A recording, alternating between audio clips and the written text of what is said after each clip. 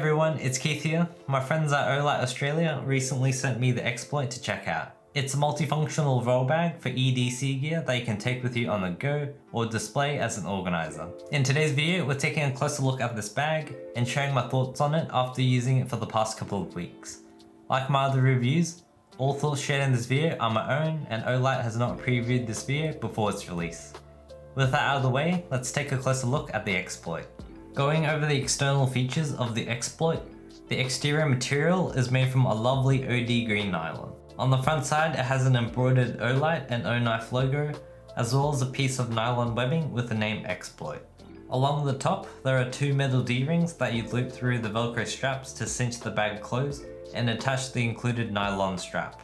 The included strap is quite short and works well as a temporary handle if carrying it on the go.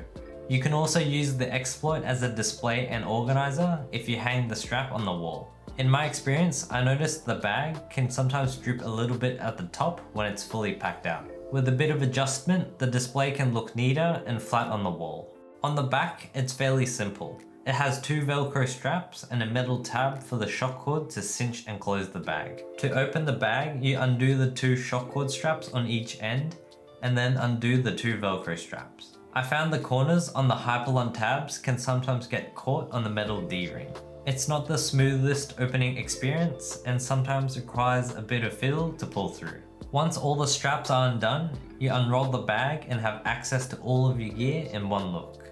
It opens up pretty big and takes up a lot of space, but to be fair, the exploit has tons of storage space. The organization is separated into 4 rows of pockets, and each row has a very soft velvet lining to protect your gear from getting scratched. The first 3 rows of pockets have a double pocket design, a main pocket with the OD green nylon, and a smaller see-through pocket on top.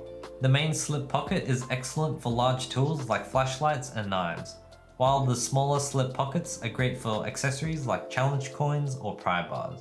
To give you an idea of what fits in the pockets, here I have a Civivi Imperium and Wii Banter, and they fit in the main pocket with no issues.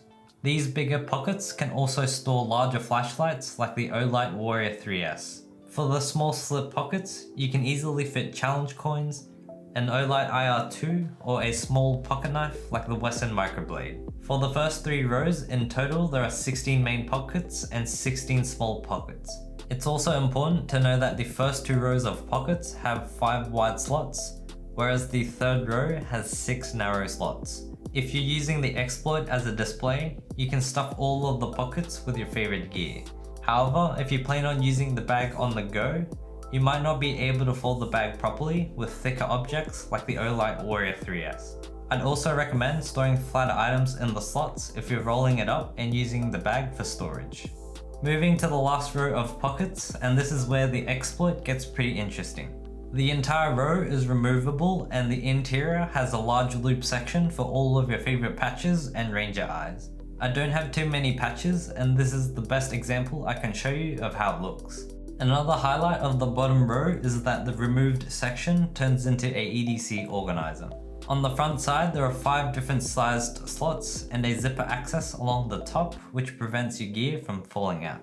On the opposite side, it has the OD green nylon material and extra slots for even more gear.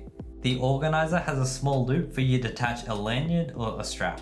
It's also got Velcro tabs on each end that lets you roll up the organizer. When the organizer is fully packed with gear on both sides, it gets fairly chunky and you can probably throw this into a sling or backpack.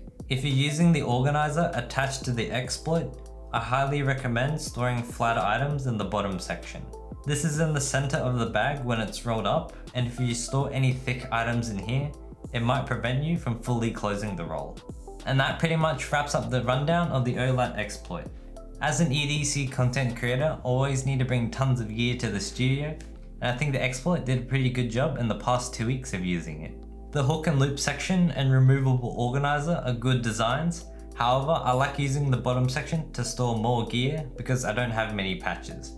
I also prefer using a dedicated pouch when carrying my tools out and about. So far, I've been pretty impressed with the storage capacity, and I can store about 90% of my knife collection in one bag, and it's been very handy. Previously, I used a Barn Bands watch roll to store my knives on the go. It only has 5 slots, which carries less gear than the removable organizer on the Exploit. Right now, I keep most of my knife collection in the Exploit and I don't need to sacrifice any other gear.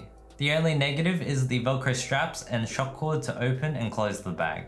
It's a bit fiddly, and luckily I only need to open and close it once when I'm at home or in the studio. For my current setup, the Exploit lives in my duffel bag, which I use as my prop bag. If I'm in a hurry, I only use the shock cords to cinch the bag closed. It's not the safest and most secure method, but it does the job in a pinch. Overall, I'm pretty happy with the Olat Exploit and I think it's a good knife storage solution. If my gear collection keeps growing, I might need to add another one in the future. If you're looking for alternatives, I recommend checking out the Nafsco Burrito Grande designed by Ben Bantas. It's a similar knife roll and was released around the same time as the Exploit. What are your thoughts on the Olat Exploit, and would you add one to your setup? Let me know in the comments. Thank you so much for watching, and I'll see you in the next video.